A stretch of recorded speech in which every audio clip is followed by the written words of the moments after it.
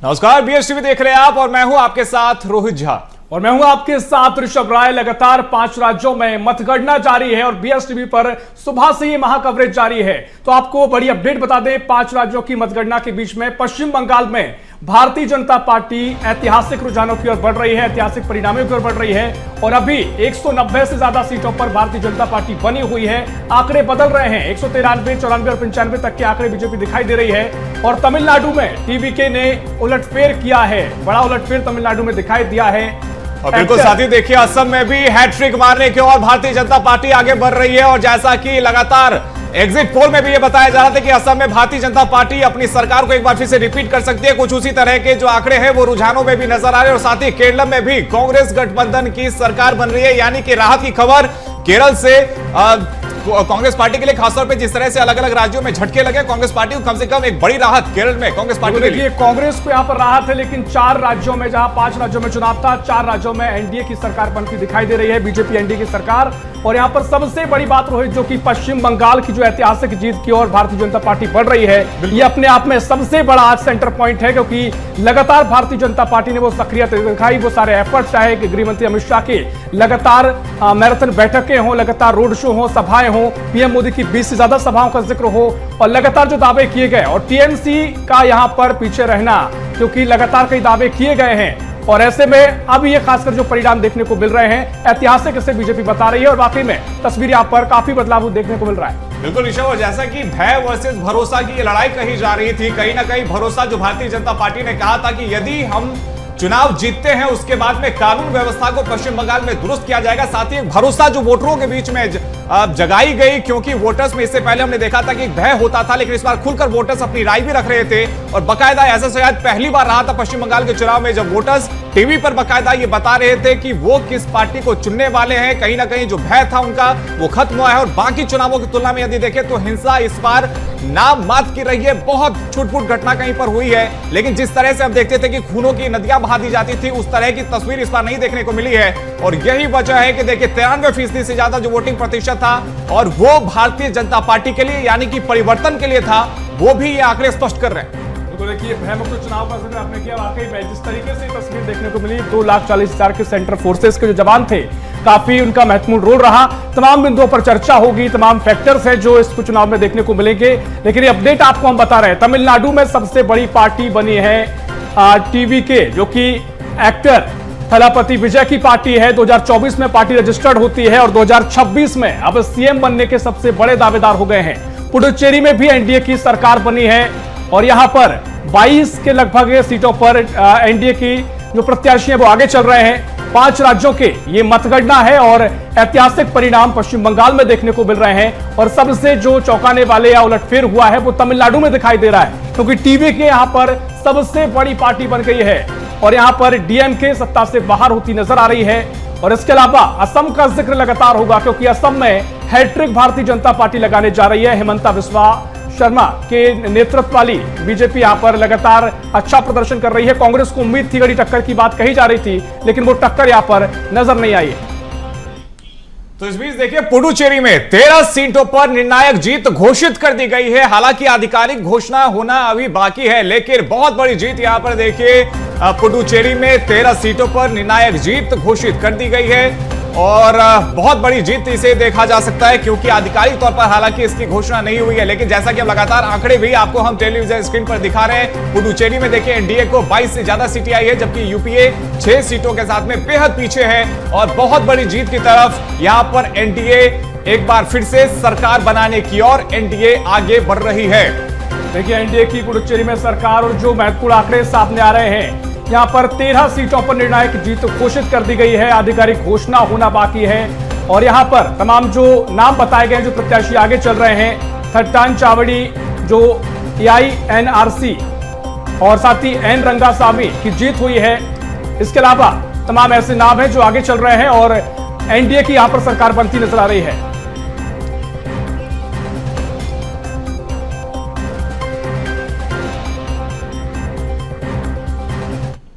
तो देखिए, लगातार जो मतगणना जारी है और पश्चिम बंगाल में लगातार जो ऐतिहासिक जीत भारतीय जनता पार्टी की देखने को मिल रही है, लिहाजा देश भर में भारतीय जनता पार्टी के कार्यालय में जश्न का माहौल है और इसी पर हम चर्चा करेंगे। खास पैनल हमारे साथ जुड़ गया है, परिचय आपका उनसे हम करवा देते हैं।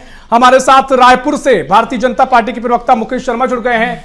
मुकेश जी, बहुत स्वागत है आपका बीएसटीवी में। और साथ ही हमारे साथ कांग्रेस प्रवक्ता समृद्धि श्रीवास्तव जुड़ गई हैं। समृद्धि जी, बहुत स्वागत कर रहा हूं आपका बीएसटीवी में। इसके अलावा भोपाल स्टूडियो से वरिष्ठ पत्रकार रमेश शर्मा जी हैं। रमेश जी, बहुत स्वागत है आपका बीएसटीवी में।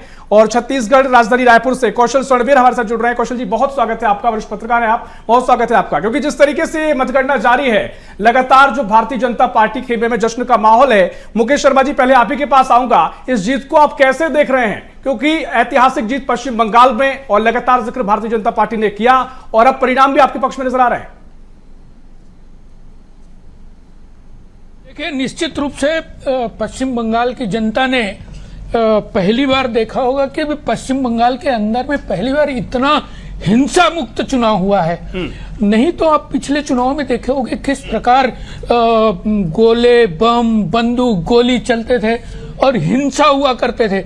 तो मैं आपके चैनल के माध्यम से उन सभी लोगों को जिन्होंने इस चुनाव को इस प्रकार से हिंसा मुक्त चुनाव करवाने में जिनकी भूमिका रही, चाहे वो फोर्स हो, सीआरपीएफ, मुकेश शर्मा जी, इसी बात को लेकर टीएमसी आपको घेर रही है कि इन सबका बल प्रयोग किया गया, चुनाव आयोग पर सवाल खड़े किए गए हैं कि इन सबके जरिए आपने चुनाव जीता है। कहीं ना कहीं टीएमसी को ये मालूम है कि वो किस प्रकार से हिंसा करके चुनाव जीतती थी, तुष्टीकरण करके चुनाव जीतती थी और लोगों में भय व्याप्त करके चुनाव जीतती थी। पहली बार ऐसा प्रयास हुआ है कि किसी को भी बिना भय के वोट देने का अधिकार मिला है। नहीं तो ये सुनने में आता था कि टीएमसी के लोग जो उनके वोटर नहीं है उनको चिन्हित करके वोट डालने से रोकते थे, लेकिन इस बार हुआ है कि उनको वोट डालने का मौका मिला है। ठीक है, समृद्धि शर्मा, समृद्धि श्रीवास्तव जी के पास भी चलते हैं। तो इनका, ठीक है, इनको समझ में समृद्धि जी, जैसा कि मुकेश शर्मा जी कह रहे हैं कि भय का माहौल बहुत ज्यादा था और राहुल गांधी भी जब चुनाव प्रचार करने के लिए गए थे, नामुमकिन है। बिल्कुल बिल्कुल, समृद्धि जी, जब राहुल गांधी प्रचार करने के लिए गए थे तो वो भी कह रहे थे कि चूंकि ममता जी ने सही तरीके से सरकार नहीं चलाई, उसके लिए जो रास्ता है वो भारतीय जनता पार्टी के लिए खुल रहा है, लेकिन वो रास्ता कांग्रेस पार्टी के लिए क्यों नहीं खुला? पहले तो मैं ये बताना चाहूंगी कि ये कांग्रेस वर्सेस टीएमके या बीजेपी नहीं था, ये Congress versus 90 lakh deleted voters थे, कांग्रेस वर्सेस ईडी था, Congress versus election commission of India था, कांग्रेस वर्सेस लोकल कॉप्स थे जो लगातार लोगों के साथ बदतमीजी कर रहे थे, मारपीट कर रहे थे। और हम देख सकते हैं कि कैसे एक पूरा इकोसिस्टम ही खड़ा हो गया था बीजेपी का। आप मुझे बताइए, एक स्टेट इलेक्शन के लिए सब लोग भूल गए, पूरे बीजेपी पार्टी भूल गई कि उनकी खुद की जिम्मेदारियां है, हर कोई अपनी कॉन्स्टिट्यूंसी छोड़ के उनके एमएलए समृद्धि जी, जिस तरीके से बंगाल के हालात दिखाई दिए, कांग्रेस वर्सेस का जिक्र आप कर रही हैं, बीजेपी कह रही है कि कांग्रेस थी नहीं बंगाल में, कांग्रेस तो कहीं थी नहीं और ना जो दम भरा था वो नजर आया है।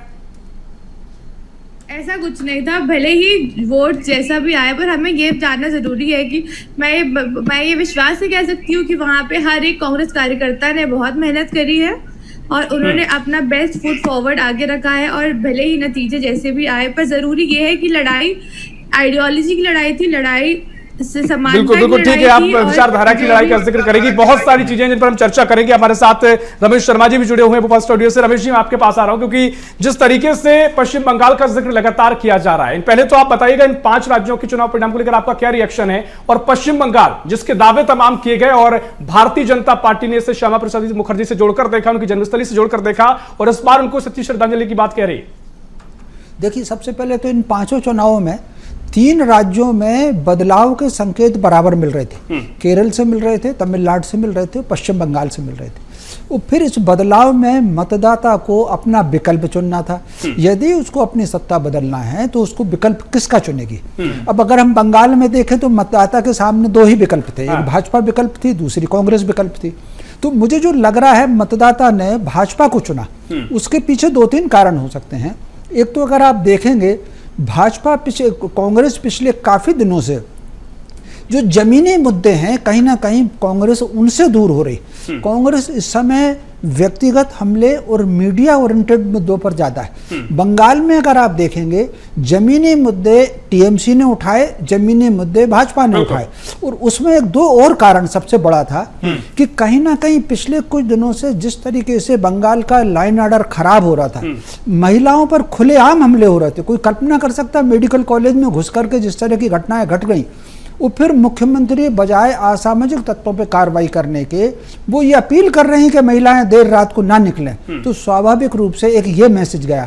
दूसरा जो मैसेज और गया, कहीं ना कहीं जिस तरीके से पश्चिम बंगाल में, मिजोरम में, असम में जो घुसपैठ बढ़ रही है बांग्लादेश की और रोहिंग्याओं की, उससे कहीं ना कहीं लोगों को ये लगा कि इस घुसपैठ को कौन रोक सकता है। तो मोटे तौर पर मुझे लग रहा है कि दूसरा कारण ये इसमें रहा होगा। बिल्कुल, देखिए ये बाकी महत्वपूर्ण कारण है, इनका जिक्र लगातार हुआ है और जनता ने इन पर भरोसा भी किया है जो बीजेपी ने दावे किए, वादे किए।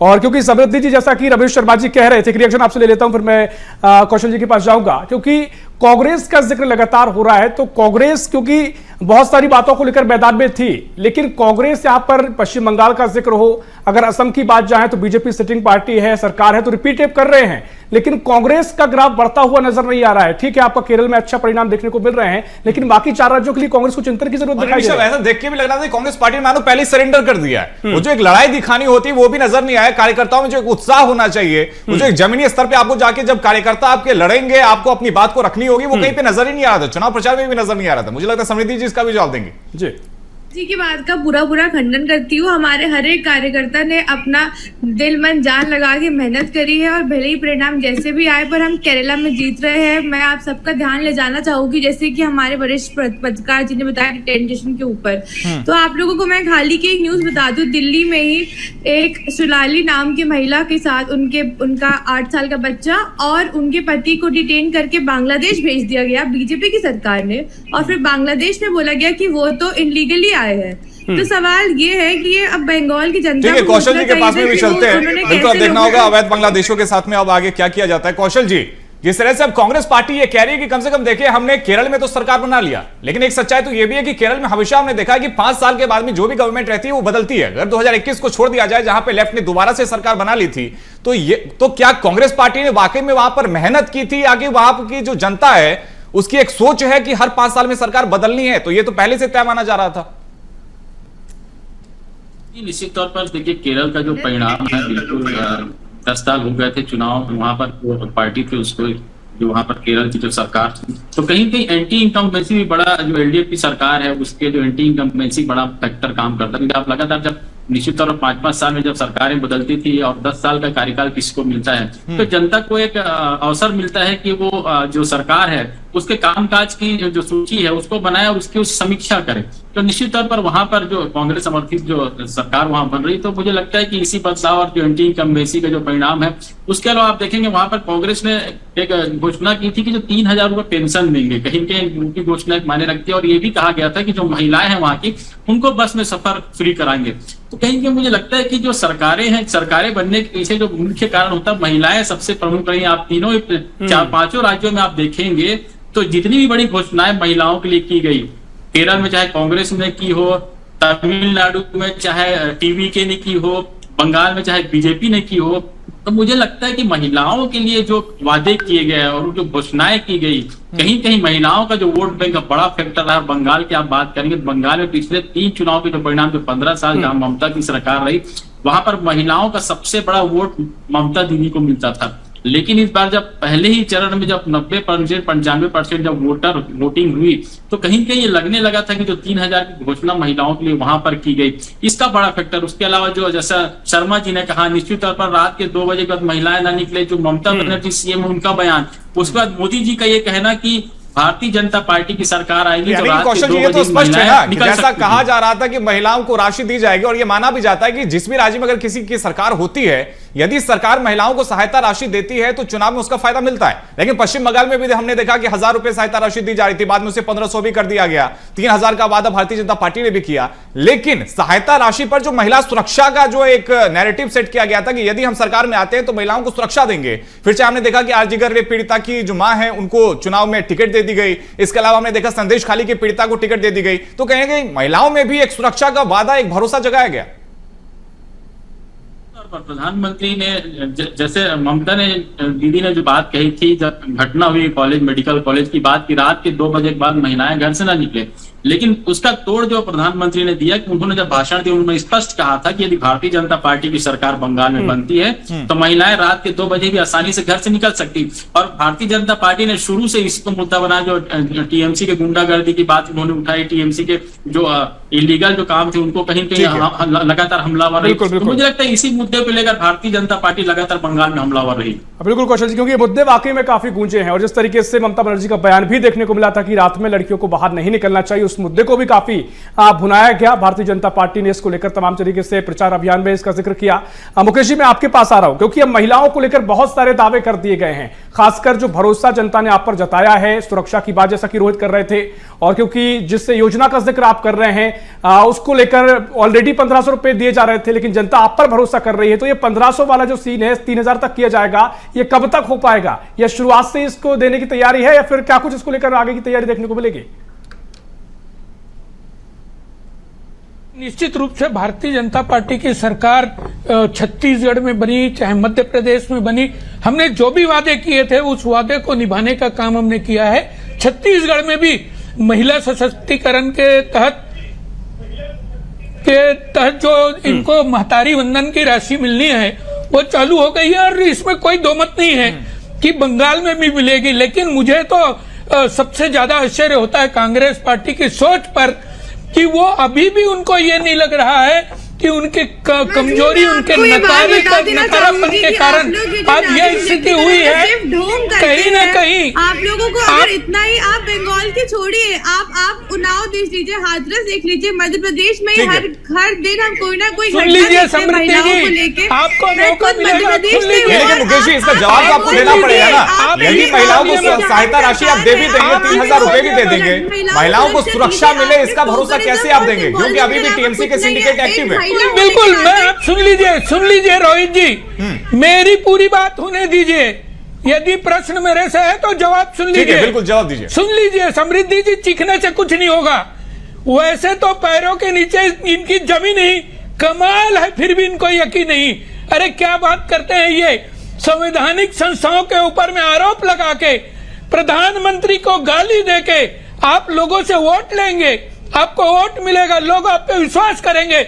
अरे आपका कोई नीति नहीं, नियत नहीं, नेता नहीं, आप किस आधार पे बात कर रही हैं?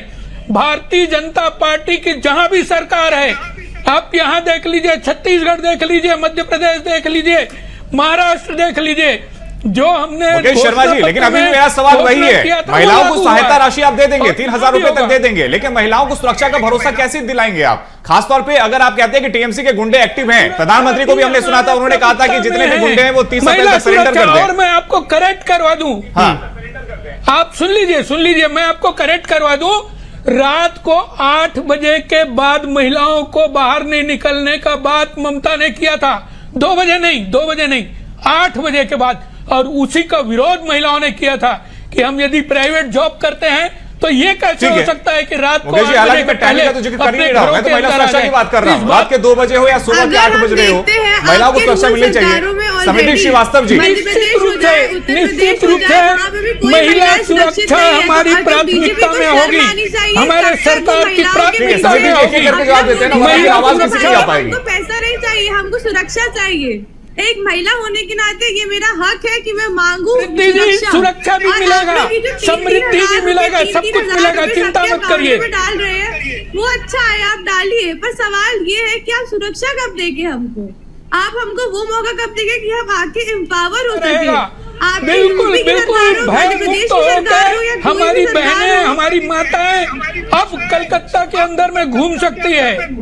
ठीक है, ठीक है, एक एक करके हमारे, लेकिन समृद्धि जी ठीक है, सुरक्षा का आप उम्मीद कर रही हैं, लेकिन उत्तर प्रदेश में क्या होता है, मध्य प्रदेश में ठीक क्या है, ठीक है, होता है, समृद्धि और जी। बाकी दिल्ली रूल स्टेट और बाकी बीजेपी रूल स्टेट्स में, भले ही वो दिल्ली हो या कोई और हो, क्या होता है महिलाओं के साथ हर कोई जानता है। मैं खुद ठीक एक है, ठीक है, महिला देखिए हूँ, आपके आपके मध्य अपने प्रदेश तर्क है, से क्योंकि हूँ। लगातार इन मुद्दों को लेकर आप भी चुनाव में उतरे, जमीन पर गए, लेकिन मुद्दों को शायद कांग्रेस के मुद्दों को सुना नहीं गया, भरोसा नहीं किया गया।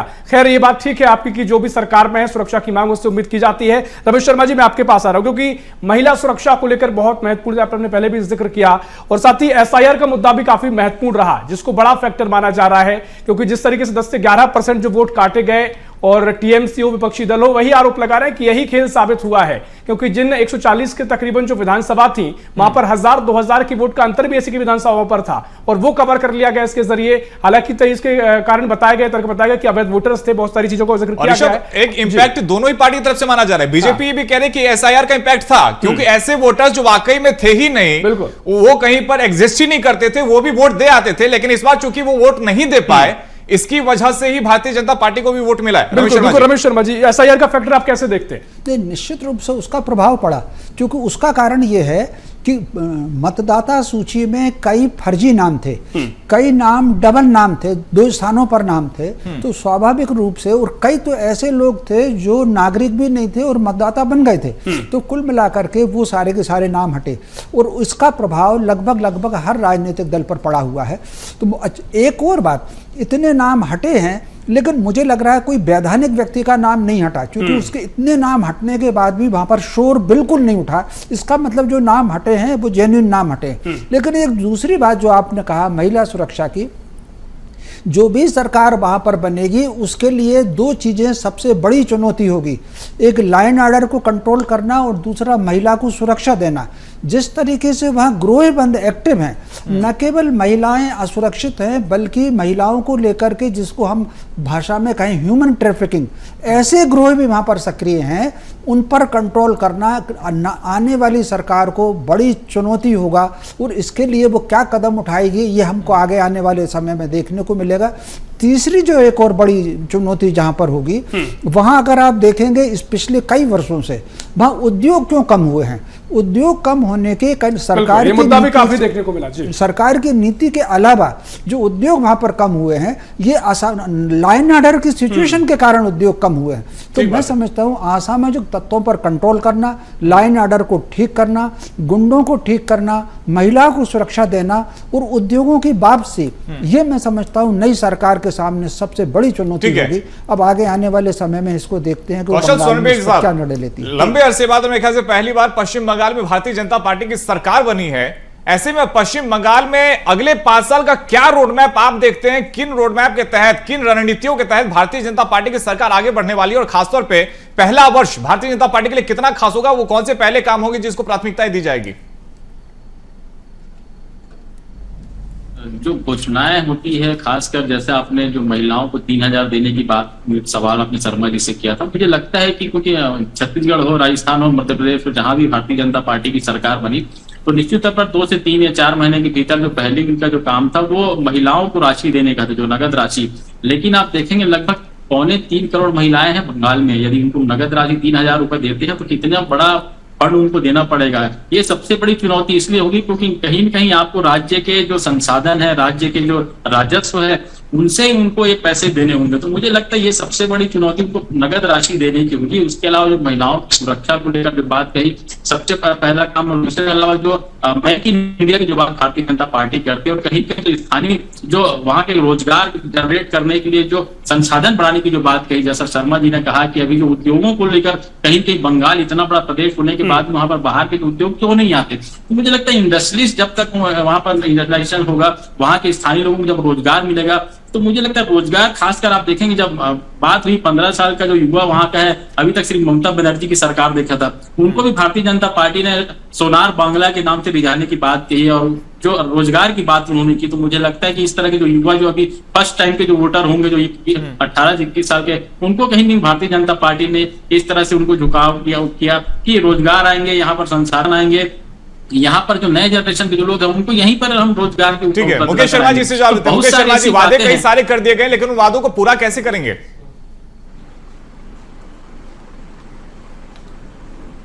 कहीं आप देखेंगे ऐसे प्रदेश भी रहे हैं जहां के अंदर में लॉ एंड ऑर्डर की स्थिति कितनी खराब थी। आप एग्जांपल ले लीजिए उत्तर प्रदेश का, अब क्या स्थिति है। अब तो वहां पे इन्वेस्टमेंट आ रहे हैं, एमएनसी चाह रहे हैं कि वहां अपना इस्टेब्लिशमेंट लाएं। तो कहीं ना कहीं जब भय मुक्त वातावरण होगा तो भय मुक्त वातावरण के अंदर में बड़ी कंपनियां एमएनसी भी चाहती हैं कि अब हमारा इस्टेब्लिशमेंट यहाँ बने। अब वो स्थिति पैदा की जाएगी ताकि लोग वहां पे अपना इन्वेस्टमेंट करेंगे, लोगों को रोजगार मिलेगा। और जो महिला सुरक्षा की बात है तो आप देखिए उत्तर प्रदेश में पहले क्या स्थिति थी, भारतीय जनता पार्टी की सरकार आने के बाद यूपी का मॉडल लगातार कहा जाता है। हमने मध्य प्रदेश में भी देखा, बुलडोजर एक्शन पर भी काफी बातचीत हुई। साथ ही मुकेश जी, क्योंकि तमाम और राज्यों में जिस तरीके से स्थिति देखने को मिली है, असम के भी आपको बहुत शुभकामनाएं क्योंकि वहां पे भी अच्छा प्रदर्शन किया गया है। लेकिन तमिलनाडु को लेकर क्या कुछ बीजेपी की आगे की तैयारी होगी, क्योंकि वहां पर जिस तरीके से टीवीके सबसे बड़ी पार्टी बनकर उभरी है, क्या कुछ अब बीजेपी की आगे की रणनीति होगी?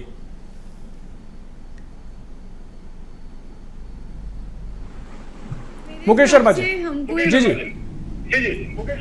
बिल्कुल बिल्कुल निश्चित रूप से देखिए वहां पे स्टालिन का जो बात था वो कहा करते थे सनातन तो डेंगू मलेरिया की तरह है। ये सब बात लोगों को पसंद आई नहीं और कहीं ना कहीं अब वो एक युवा को उन लोग लेके आगे आए हैं तो वो कहीं ना कहीं उनसे उम्मीद है लोगों को कि यहाँ पे भी वातावरण बदलेगा। जी, लेकिन उस युवा से चुनाव से पहले संपर्क करने की कई कोशिश आप लोगों की तरफ से की गई थी, लेकिन अब चुनाव के जिस तरह से नतीजे आए हैं उसके बाद भी अब गठबंधन की कोई कोशिश, कोई गुंजाइश?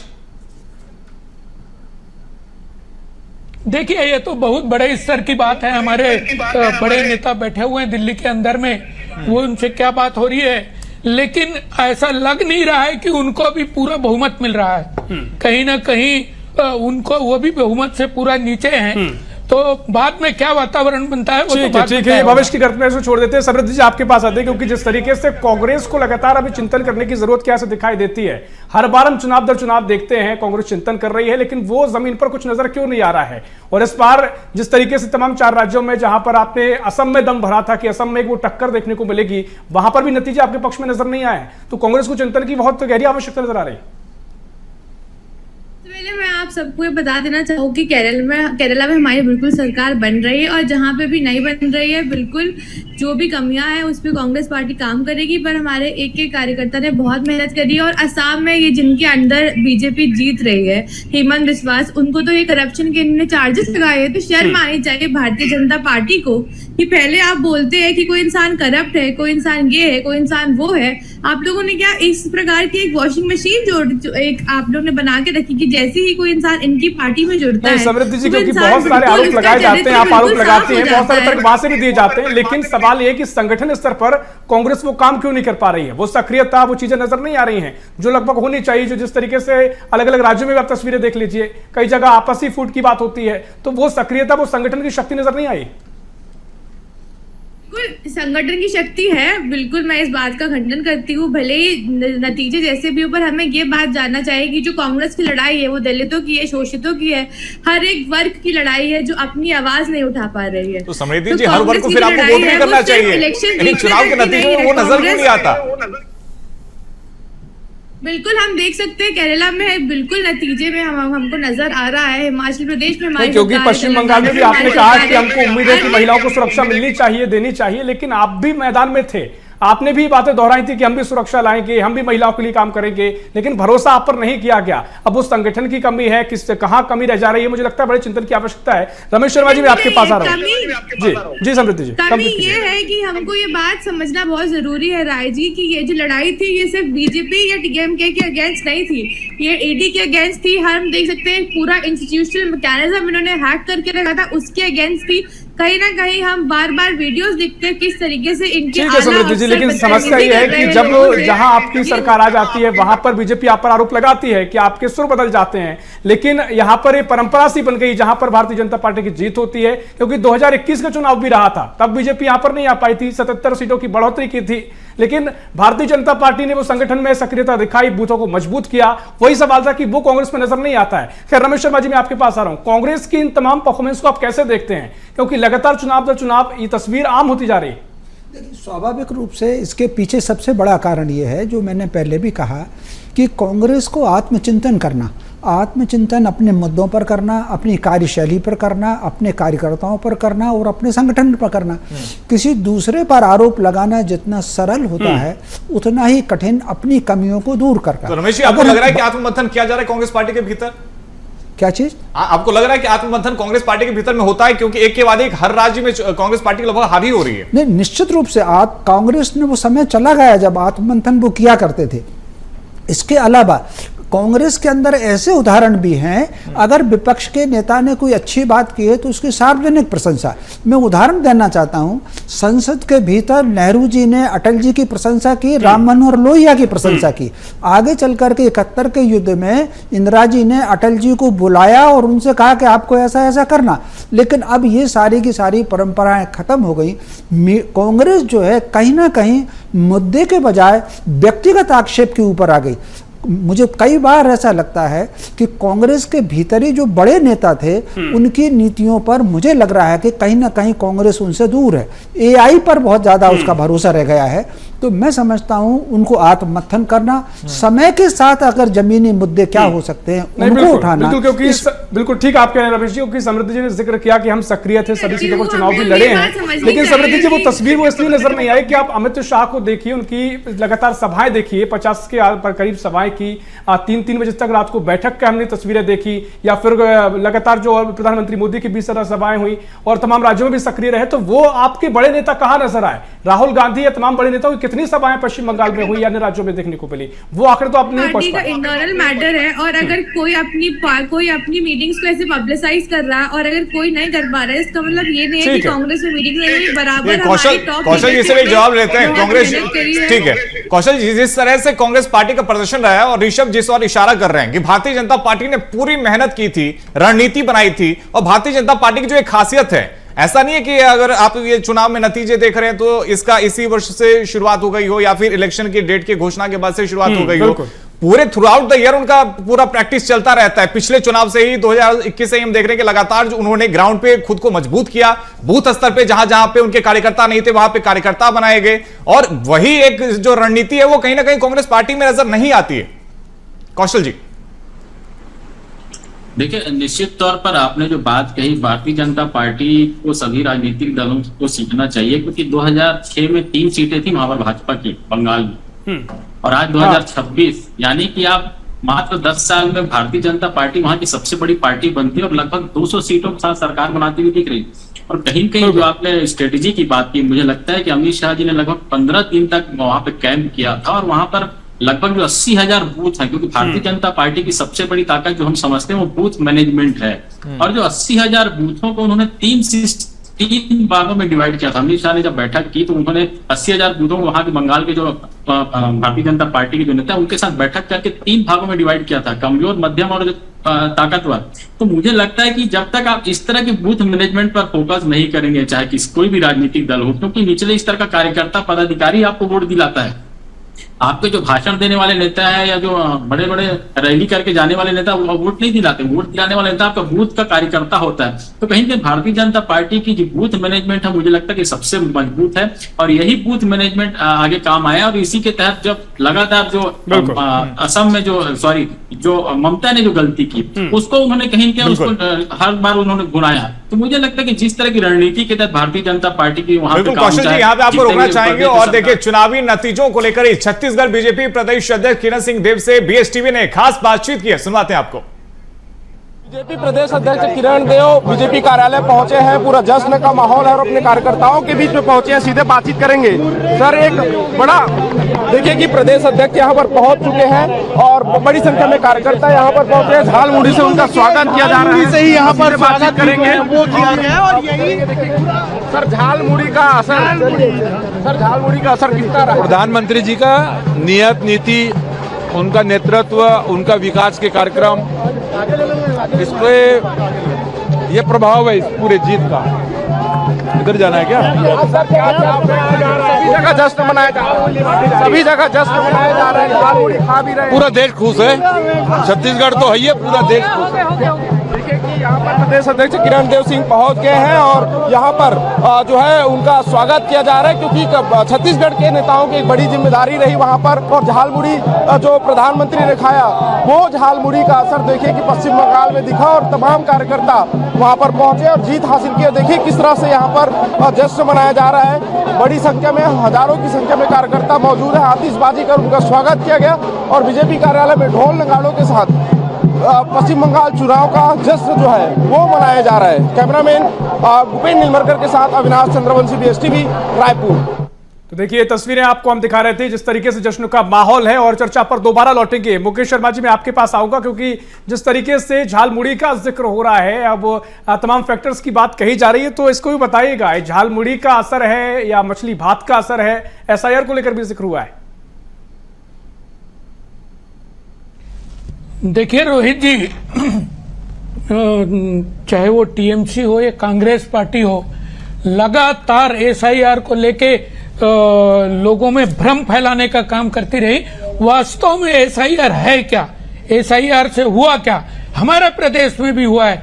एसआईआर के माध्यम से ऐसे वोटर जो थे ही नहीं, जिनकी मृत्यु हो गई है या जो ट्रांसफर हो गए हैं, या वो बहन जिसकी शादी हो गई है, उनके नाम भी थे। ऐसे करीब 50% वोट जो कटे हैं, वो 50% वोट तो ऐसे कटे हैं। इनको टीएमसी छापा वोट के माध्यम से इनका वोट का उपयोग किया करती थी, उसको रोकने का काम हमने किया है। फेयर इलेक्शन हो उसका काम हमने किया है। और अब इस इलेक्शन में देखने को मिला है कि परिवारवाद और क्षेत्रीयवाद, इस प्रकार के क्षेत्रीयवाद को, परिवारवाद को जनता ने नकारा है। अब इनका स्थान देश में कहीं नहीं है। कांग्रेस पार्टी लगातार हार से हताश, निराश, वो उनका काम अब नकारात्मक रह गया है। समृद्धि जी के पास में चलते हैं। संवैधानिक संस्थाओं के ऊपर में प्रश्न। समृद्धि जी जो बात अभी ऋषभ कर रहे थे और वो झालमुड़ी को लेकर सवाल कर रहे थे, हरियाणा के चुनाव में भी हमने देखा था कि राहुल गांधी भी खूब जलेबी खा रहे थे, जलेबी को लेकर भी खूब चर्चा हुई थी, लेकिन जलेबी फैक्टर आपके लिए तो काम नहीं किया था हरियाणा में, फिर कैसे झालमुड़ी बीजेपी के लिए काम कर गया पश्चिम बंगाल में?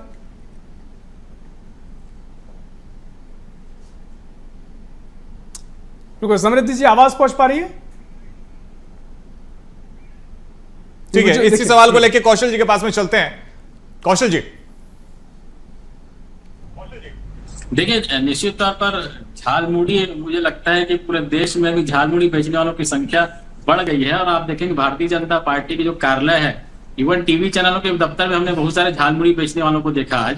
तो कहीं कहीं मुझे लगता है कि और हमारे छत्तीसगढ़ की बात करें तो वित्त मंत्री ओपी चौधरी अपने घर के सामने फ्री में झालमुड़ी खिला रहे हैं। तो कहीं कहीं प्रधानमंत्री जी के द्वारा जो झालमुड़ी खाकर बंगाल में जो चुनाव प्रचार किया गया, तो कहीं कहीं काफी फेमस हुआ। और वो फेमस होने के पीछे उसके सबसे बड़े मीम भी काफी बने। तो मुझे लगता है कोई भी चीज की, जब कोई चीज वायरल होती है तो कहीं कहीं उसका असर पड़ता है, पॉजिटिव और निगेटिव दोनों। लेकिन जिस तरह से बंगाल में भारतीय जनता पार्टी ने चुनाव की प्रचार किया, चाहे झालमुड़ी के माध्यम से हो, चाहे फिश पॉलिटिक्स के माध्यम से हो, चाहे कापा बनाम मां काली के माध्यम से हो, बहुत सारे ऐसे मुद्दे रहे हैं जो कहीं कहीं टीएमसी को पीछे ढकेलने में काफी बड़ा रोल अदा किया। क्योंकि टीएमसी पिछले बार 213-215 सीटों पर थी और अभी देखिए 100 तक भी नहीं पहुंच पाई। तो मुझे लगता है कहीं कहीं भारतीय जनता पार्टी की जो स्ट्रेटेजी, जो प्लानिंग और जो मैन टू मैन वर्क, और जिस तरह से ममता बनर्जी के बयानों के बाद जो कार्रवाइयां हुई है, उसका जो तोड़ निकाला भारतीय जनता पार्टी ने, तो कहीं कहीं इसका बड़ा असर वहां के चुनाव के परिणाम में देखने को मिला। और जिस तरह से भारतीय जनता पार्टी वहां सबसे बड़ी पार्टी सरकार बनाती हुई दिख रही है, इसका सबसे बड़ा असर ये झालमुड़ी तो एक फैक्टर है। उसके अलावा जो बहुत सारी गलतियां, देखिए बहुत सारे फैक्टर है। समृद्धि शायद आवाज आप तक नहीं पहुंच पा रही थी, क्योंकि जहां प्रधानमंत्री मोदी ने झालमुड़ी खाई थी, बहुत सारे इसके मीम बने, सोशल मीडिया में हमने बार देखी, तमाम लोगों के तर्क दिए गए, लेकिन झालमुड़ी का असर वहां पर हुआ कि वहां के 4 विधानसभाओं में बीजेपी आगे चल रही है। समृद्धि जी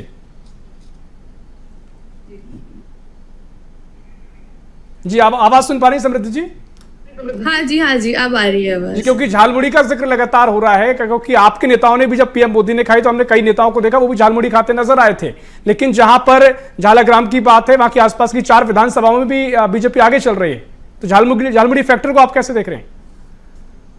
फैक्टर को मैं इस तरीके से देख रही हूँ कि हमको शर्म आनी चाहिए कि हमारे माननीय प्रधानमंत्री के पास कोई और मुद्दा नहीं है क्या कि वो झारमुरी पे अपनी कैंपेनिंग कर रहे हैं। एक ऐसा प्रदेश जिसमें इतनी बेरोजगारी है, जिसमें महिला सशक्तिकरण की जरूरत है, जिसमें बच्चों को स्कूल और सबको हॉस्पिटल्स की जरूरत है, वहाँ पे झारमुरी पे कैंपेनिंग हो रही है और गोदी मीडिया हम देख पा रहे हैं। सवाल कर रहा था और मेरा सवाल आपसे यही था कि कांग्रेस पार्टी भी तो ऐसे ही प्रचार कर रही थी। हरियाणा का अगर इलेक्शन आपको याद हो तो राहुल गांधी भी खूब जलेबी खा रहे थे।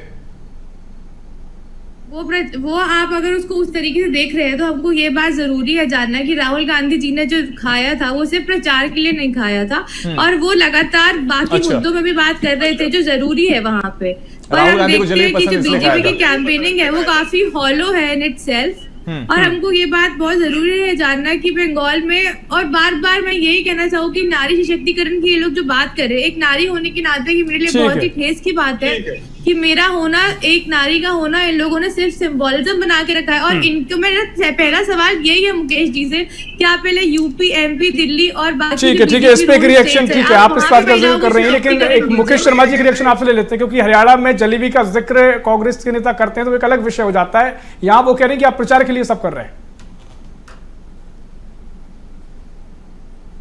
चुनाव प्रचार के अंदर में यदि प्रधानमंत्री जाते हैं और उनको एक झालमुड़ी का, आप सुन लो समृद्धि जी, सुन लो, आपको तो जनता का विश्वास आपने खो दिया है। जनता आप पे विश्वास करती नहीं है। आप तो यहाँ पे कहीं लड़ाई में थी नहीं, लड़ाई में कहीं थी नहीं। और सुन लीजिए, यही ममता बनर्जी के साथ में महिला आरक्षण बिल के विरोध करने का काम आपने साथ में किया था।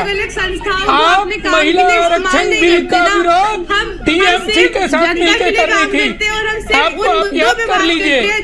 तो जब महिलाओं के सशक्तिकरण का, महिलाओं के आरक्षण की बात होगी, अब आप टीएमसी के साथ मिलकर विरोध करेंगी और फिर कहेंगी महिला सशक्तिकरण।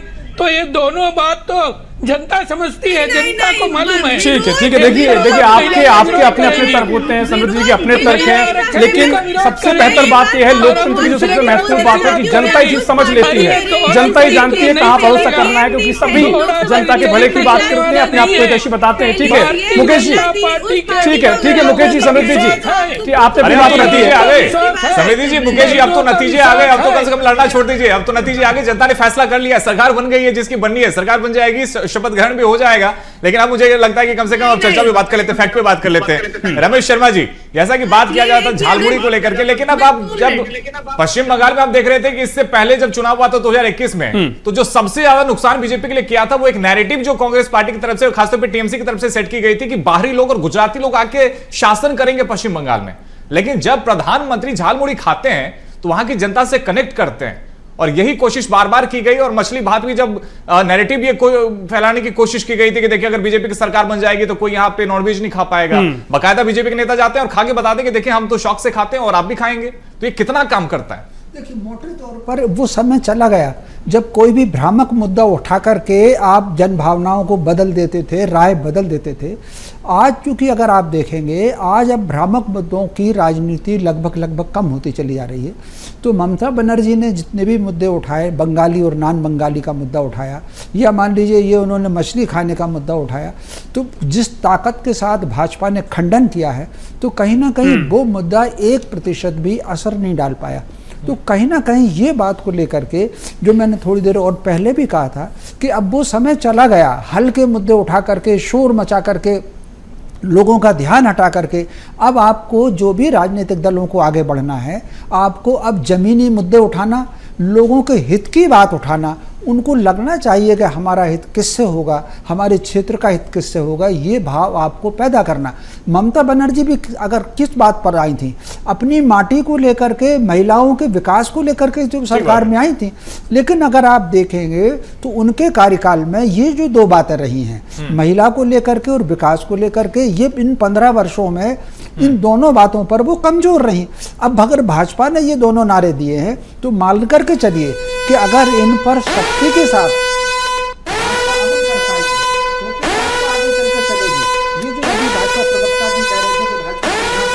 उत्तर प्रदेश की छोड़ दीजिए, बाकी लाइन ऑर्डर जितना अच्छा उत्तर प्रदेश में है उतना अच्छा ना तो मध्य प्रदेश में है और ना छत्तीसगढ़ में है। भाजपा की सरकार है यहाँ पर, तो कहीं ना कहीं वो जो मॉडल एक बड़ी खबर आ रही है। देखिए, पश्चिम बंगाल में भाजपा को बढ़त मिल रही है और भाजपा की बढ़त पर मंत्री कैलाश विजयवर्गीय भावुक हो गए। भाजपा को मिल रही जीत पर मंत्री कैलाश विजयवर्गीय के आंसू छलके हैं। ये बड़ी जानकारी आपको देने, क्योंकि देखिए कैलाश विजयवर्गीय के लिए पश्चिम बंगाल में भारतीय जनता पार्टी का सरकार बनना बहुत अहम हो जाता है कि 2021 में वो पर्यवेक्षक भी बने थे और अब भारतीय जनता पार्टी की वहां पर सरकार बन रही है। और ऐसे में देखिए वो अपनी आंसू को नहीं रोक पाए। और ऋषभ, देखिए ये दिखाता है कि जब आप किसी जगह पे जाते हैं, मेहनत करते हैं और बाद में भी आपकी मेहनत का असर होता है, तो आप किस तरह से अपनी फीलिंग्स को रोक नहीं पाते, उनकी भावनाओं पे कंट्रोल नहीं कर रोहित, पाते। हम लगातार कह रहे हैं कि भारतीय जनता पार्टी से ऐतिहासिक न सिर्फ बता रही है बल्कि जिस तरीके से लगातार मेहनत पिछले सालों में की गई है और क्या कुछ कह रहे हैं कैलाश विजयवर्गीय, वो कह रहे हैं कि कोई अंदाजा नहीं लगा सकता कि मुझे कितनी खुशी हो रही है। कैलाश विजयवर्गीय पर भी विभिन्न तरह के प्रकरण पश्चिम बंगाल में दर्ज हुए थे, इसमें दुष्कर्म के मामले थे, चाइल्ड ट्रैफिकिंग का भी केस दर्ज किया गया था। ममता बनर्जी, स्टॉलिन और अभिषेक बनर्जी पर भी कैलाश विजयवर्गीय ने तंज कसा है। तमाम बातों का जिक्र कैलाश विजयवर्गीय कर रहे हैं, कह रहे हैं कि पश्चिम बंगाल में बीजेपी की जीत का कैलाश विजयवर्गीय ने देश के लिए तोहफा बताया है और इसका जिक्र लगातार हम कर रहे हैं क्योंकि भारतीय जनता पार्टी ने इस पर बहुत कुछ साक पर लगाया था। श्यामा प्रसाद मुखर्जी का जिक्र लगातार किया था, उनके लिए जन्मस्थली थी, तो यहां आना बीजेपी ने पूरी ताकत झोंकी थी और शायद यही वजह है कि लंबे संघर्ष के बाद और इसके पहले भी जब कैलाश विजयवर्गीय को पश्चिम बंगाल की कमान सौंपी गई थी, उनके मुख्यमंत्री को लेकर भी, उनके नेतृत्व को लेकर भी चर्चा हुई थी, लेकिन अब यहां पर वाकई में तस्वीर देखने को मिल रही रोहित की बहुत भावुक नजर आए कैलाश विजयवर्गीय। मैं कैसी मानसिक पीड़ा से पिछले 6 साल से गुजरा। बच्चा बेचने का केस है, मतलब बच्चा बेचा नहीं, मतलब ये जो आंसू है मेरी प्रसन्नता के, मतलब चुपके नहीं, मैं कोई डरने वाला आदमी नहीं हूँ, पर जो प्रताड़ित किया गया कार्यकर्ताओं को आप अंदाज नहीं लगा सकते। मतलब मुझ पर हमारे संघ के प्रचारकों पर बलात्कार किया, जिनको हम भगवान जैसा मानते प्रचारकों, मैं नाम नहीं लूंगा उनके। मैं कैसी मानसिक पीड़ा से पिछले 6 साल से गुजरा। बच्चा बेचने का केस है, मतलब बच्चा बेचा नहीं, मतलब ये जो आंसू है मेरी प्रसन्नता के, मतलब चुपके नहीं, मैं कोई डरने वाला आदमी नहीं हूँ, पर जो प्रताड़ित किया गया कार्यकर्ताओं को आप अंदाज नहीं लगा सकते। मतलब मुझ पर हमारे संघ के प्रचारकों पर बलात्कार किया, जिनको हम भगवान जैसा मानते प्रचारकों, मैं नाम नहीं लूंगा उनके। तस्वीरें आप देख रहे हैं, कैलाश विजयवर्गीय से भावुक नजर आए हैं और कैलाश विजयवर्गीय का मामला, रमेश जी मैं आपके पास आ रहा हूं क्योंकि आप कैसे उनकी इन भावुकता को देख रहे हैं, क्योंकि इससे पहले उनको जिम्मेदारी 2021 में भी दी गई थी और लगातार जिक्र हुआ, कई केस दर्ज हुए और कई तरीके से और भी ऐसे मामले देखने को मिले जिसको लेकर कैलाश विजयवर्गीय पहले कई बातें रखी हैं। अभी इस तस्वीर को आप कैसे देख रहे हैं? मुझसे पूछा जी रमेश, देखिए मोटे तौर पर इसमें कोई शक नहीं कि कैलाश विजयवर्गीय जी का न केवल वो 2 बार वहां के प्रभारी रहे, बल्कि जहां तक मुझे लग रहा है कि उनकी ससुराल भी पश्चिम बंगाल में है और फिर वहां पर चूंकि वो संघ से जुड़े हुए हैं कैलाश विजयवर्गीय। और मुख्यमंत्री को लेकर भी चर्चा हुई कि बीजेपी आती है तो कई बार उनके चेहरे का जिक्र हुआ, क्या उनमें चेहरा उनका मुख्यमंत्री के लिए है? उनको स्वाभाविक रूप से उन पर जिस प्रकार मुकदमे उन पर दर्ज हुए, संघ के कार्यकर्ताओं की वहां पर हत्या हुई और फिर पार्टी हाईकमान ने उनको जाने से रोका कि आप वहां पर नहीं जाइए, तो मोटे तौर पर याद है कि रमेश शर्मा जी वो तस्वीरें भी याद होगी, उनकी गाड़ी पे हमले तक हुए थे, कांच तोड़ दिए गए थे उनकी गाड़ी के। उनको घेर लिया गया था, उसमें फिर अमित शाह जी ने बातचीत की है, फिर स्पेशल फोर्स के साथ उनको निकाला गया था। तो जिस प्रकार घेराबंदी हुई थी, न केवल कैलाश विजयवर्गीय की घेराबंदी हुई, वहां पर उस समय संघ के जितने कार्यकर्ता वहां पर थे उन सबकी घेराबंदी हुई है, उनकी हत्याएं हुई हैं।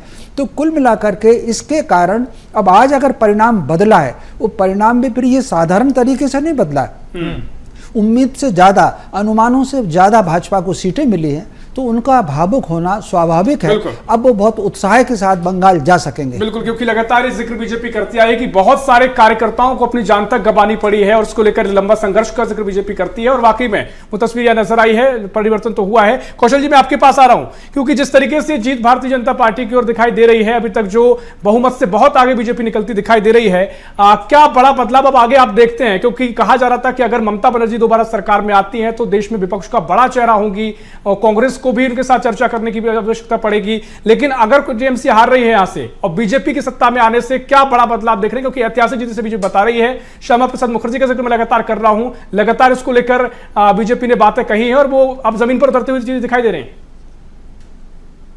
देखिए, निश्चित तौर पर भारतीय जनता पार्टी जिन मुद्दों के साथ वहां पर चुनावी मैदान में उतरी थी, और अभी सबसे बड़ी चुनौती इसलिए भी उनके पास बढ़ जाती है क्योंकि आप देखेंगे देश के लगभग 21 से 22 राज्यों में अब उनकी सरकारें हैं।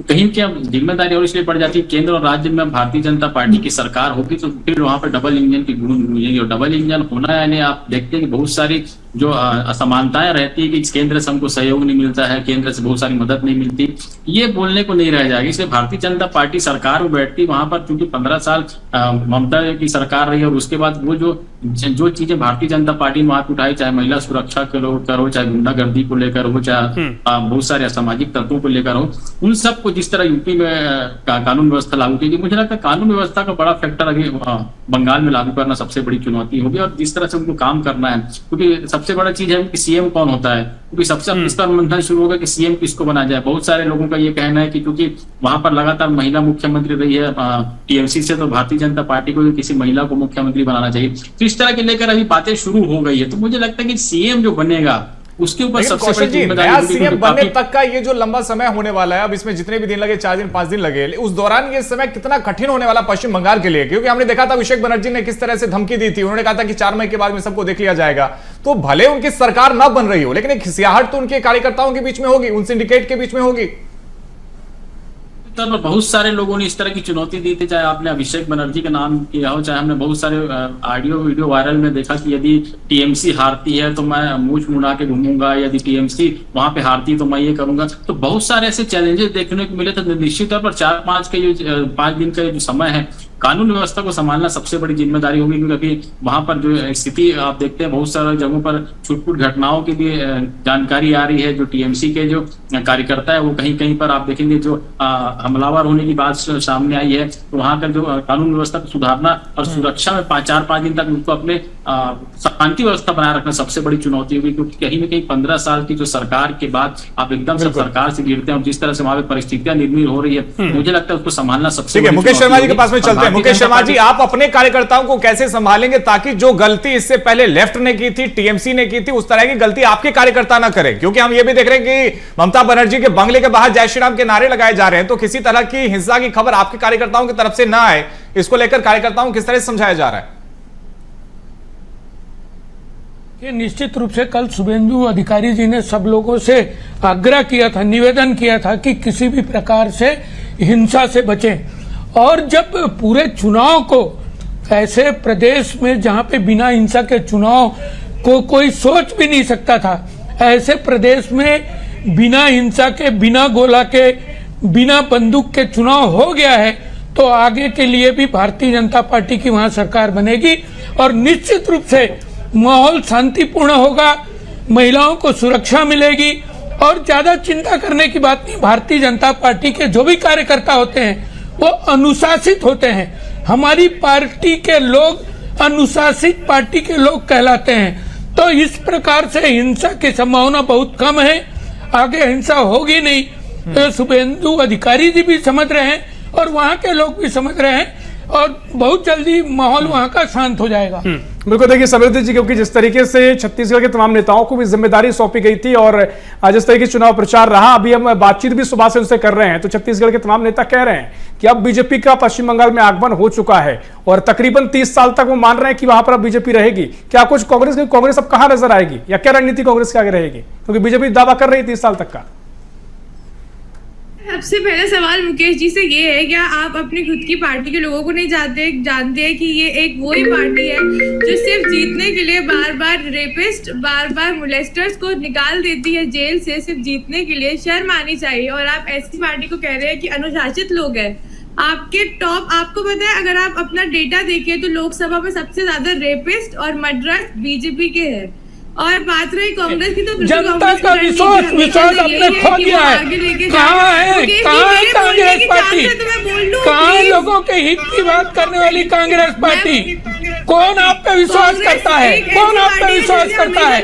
कहाँ है कांग्रेस पार्टी? अरे आपको तो इतना भी नहीं मालूम, केरल के अंदर में आपको पिछले बार ही सरकार में आ जाना चाहिए था। वो तो आपके राहुल गांधी के कारण, कहीं न कहीं राहुल गांधी आपके सांसद थे और नकार दिया वहाँ के लोगों ने आपको। आप दूसरी बार वहाँ पे आने का, जबकि वहाँ की परंपरा थी। और कांग्रेस पार्टी नकारात्मकता से बाहर निकले, भारतीय जनता पार्टी की कमजोरी देखना, प्रधानमंत्री को गाली देना, संवैधानिक संस्थाओं के ऊपर में प्रश्न चिन्ह उठाना, इससे कुछ होने वाला नहीं है, इससे कुछ होने वाला नहीं है। बाहर आइए, नकारात्मकता से बाहर आइए। नकारात्मक हमारी जिम्मेदारी समझते हैं। ठीक है, देखिए आपके अपने तर्क है, क्योंकि समृद्धि जी चिंतन करने की बात तो कह रही है। ठीक है रमेश शर्मा जी, मैं आपके पास आऊंगा। देखिए ठीक है रमेश शर्मा जी, मैं आपके पास आऊंगा, क्योंकि महत्वपूर्ण फैक्टर का जिक्र हो रहा है इस चुनाव में। आपको क्या लगता है भारतीय जनता पार्टी ने क्या सीख ली 2021 की तुलना में? क्योंकि एक मसला हम लगातार देख रहे थे कि ममता बनर्जी पर जिस तरीके से व्यक्तिगत प्रहार हुआ था या बयान जो पीएम मोदी का देखने को मिला था, उसका खामियाजा भी शायद भुगतना पड़ा था। और इस बार के चुनाव में ममता बनर्जी का कोई डायरेक्ट नाम नहीं लिया गया, कोई उन पर बयान नहीं दिया गया। क्या इस बड़ी सीख को आप बीजेपी कैसे देख रहे हैं आप इसको?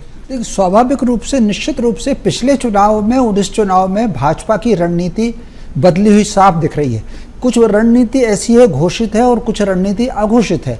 जैसा कि मैंने थोड़ी देर पहले भी कहा कि भाजपा व्यक्तिगत आरोप लगाने से बची है, कांग्रेस और टीएमसी व्यक्तिगत आरोप लगाने पर सीमित रही। दूसरी एक और बात, पिछले चुनाव में भाजपा को जो नुकसान हुआ था, टीएमसी के लोगों ने कहीं अगर आक्रमण किया है तो भाजपा का कार्यकर्ता पीछे हटा है। कई जगह तो मर्डर हुए हैं और उसके बाद वो पीछे हटा। इस बार अगर आपने देखा होगा, भाजपा के कार्यकर्ता ने झगड़े में बराबर काउंटर किया हुआ। तो ये अघोषित रणनीति उनकी हो सकती है। तो कुल मिलाकर के कई बार ये माना जाता है कि गटर की सफाई के लिए नीचे उतरना, कहने के लिए भाजपा कह सकती है कि हमारा कार्यकर्ता अनुशासन करता है, लेकिन वहां पर अगर आपने देखा होगा चुनाव प्रचार के दौरान अगर टीएमसी के लोग ग्रुप बना करके आए हैं तो भाजपा के कार्यकर्ता भी ग्रुप बना करके आया और बाकायदा फाइट हुई है और फिर पुलिस ने उन दोनों को दूर किया है। तो ये दो परिवर्तन मुझे भाजपा की रणनीति में दिख रहे हैं। इसके अलावा जिस तरीके से समय की भी कमी हो रही, कौशल जी जो बात ऋषभ यहाँ पर कह रहे थे वो ये कि ममता बनर्जी पर व्यक्तिगत हमला नहीं किया गया। और जैसा कि इससे पहले भी कहा जा रहा था, जो पश्चिम बंगाल की जनता है वो कई बार ये कहती थी कि आप इमरजेंसी लगा दीजिए, लेकिन भारतीय जनता पार्टी इस तरह का कोई कदम नहीं उठाना चाहती थी ताकि कहीं ना कहीं एक उसका वोट बैंक पर असर पड़े और एक विक्टिम कार्ड भी कहीं ना कहीं टीएमसी की तरफ से खेला जाए। लेकिन अब चूंकि टीएमसी में हमने देखा कि टीएमसी वहां से जा चुकी है, भारतीय जनता पार्टी की सरकार बनने वाली है पश्चिम बंगाल में, क्या अब ममता बनर्जी और उनके जो आसपास के लोग हैं, चाहे वो उनके भतीजे हो या फिर बाकी जो उनके कार्यकर्ता हैं, क्या उन पर अब एक्शन हो सकता है?